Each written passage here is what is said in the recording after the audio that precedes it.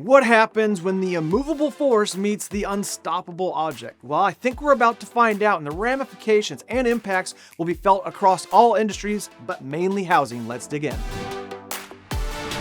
Immovable force being Fed Chair Jerome Powell and unstoppable object being Trump. They are facing off on the main stage, and while I'm sure the world would love to see a dramatic fight, I think this one's going to be won with the strategic chess match. Trump is apparently studying whether to fire Powell. He's certainly putting pressure on Powell to lower rates, calling for his termination, and stating that he's too slow to act and always looking in the rearview mirror.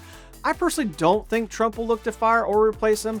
Logan and Housing Wire had a really interesting discussion about this last week. You should listen to the entire 30 minutes. We'll post it down below, but he seems to agree with us though. Take a listen. Let's say jobless comes to running 323,000 4-week moving average.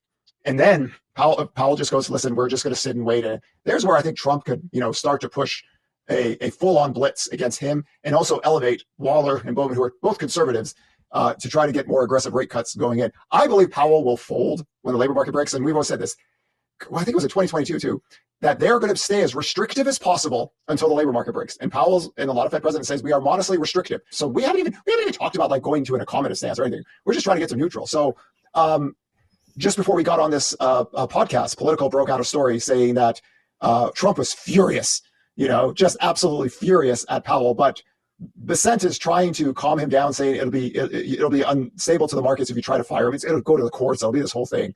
Does Trump really care what Bissent says? Not probably really, but I think there's going to be an inflection point. And again, the labor data runs everything here. So that's where you could start to get Fed presidents almost getting in a civil war where they openly go against Jerome Powell and say that our dual mandate is maximum employment and stable prices. Tariffs are a one-off price. They'll get some deals done. Things will go back. Let's get ahead of this. And there's where you and I talked about this like 4 or 5 weeks ago.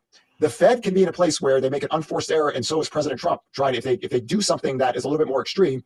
Godzilla tariffs is really extreme, but now Powell's taking a stance about, hey, listen, we're just going to wait.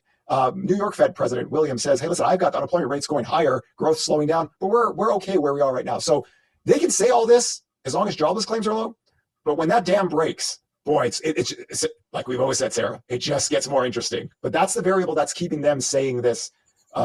These data or these talking points. I do think Powell will feel pressure politically from the American people to lower rates, especially if jobless claims start to rise and GDP starts to slow. The Atlanta Fed's still projecting out a negative 2.2% growth rate. Now, sure, that's just a projection and a forecast as to what could happen.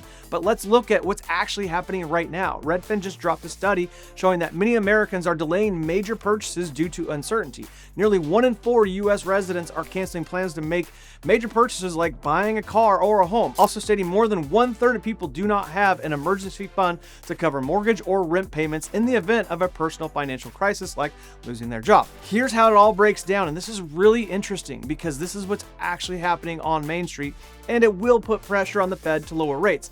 As we said, many economists are already saying that we're already in a recession, and Main Street stats like this seem to support that. Now, recession?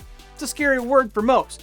But if you've watched the show for any length of time, you know that housing typically fares well during recession. So no, it's not the end of the world. It's just part of a typical market cycle. So who's going to blink first? Who's going to tap out first? Powell? Trump? Who knows? We'll see. Get your popcorn. This one's going to be the one for the ages.